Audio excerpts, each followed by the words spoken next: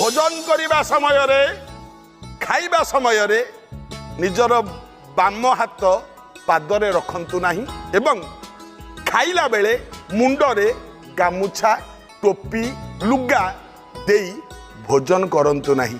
मानिबे ना कथा मानिबे ना। गोटे सुंदर कथा मने रखिबे घरे वर्षा दिन रे आमे जतबेले घर भितर बसिथिबा देखंती बिछा सब जानती बिछा बिछा नाली बिछा कला बिछा छोट बिछा बड़ बड़ बिछा मने रखंतु आज्ञा बिछा केबे मारिबे नहीं। कारण बिछा ता बापा मांकर गोटे संतान होई थाए मने रखंतु आ बिछाटिए जदि मारिबे गोटे वंश बुड़ीगला बोली जानिबे तेणु बिछा केबे मारिबे नहीं। आउ हाँ जदि कुआडे यात्रा करूचंती बिछाटिए देखिबे बहुत शुभ। आ घरे जदि बिछाटिए बाहरिला जानिबे 8 दिन भितर आपनकर किछि मनस्कामना पूर्ण हवा पई जाउची। तेणु बिछा केबे भी मारिबेनी बरं घौड़े देबे बिछा पळै जाऊ मारिबे नाही। यह कले आपनकर मंगल आपनकर परिवारर मंगल मध्य।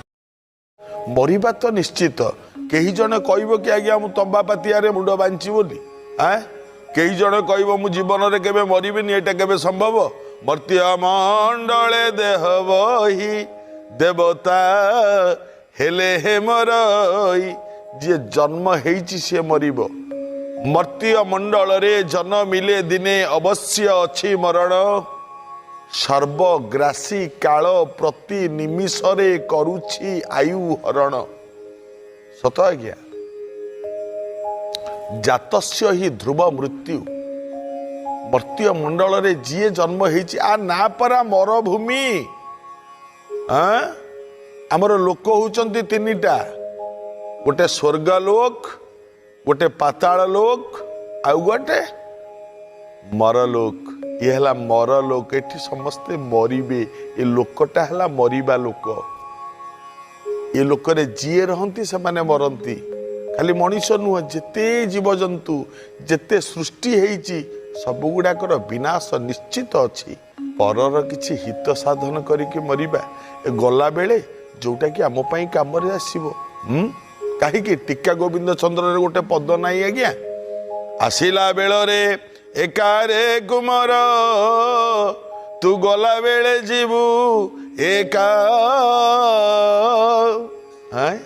किंतु दक्षिण हस्तने जे धर्म करिबु सेहेब पथकु सखारे कुमार। आमे आसीचंती एका जीवा एका।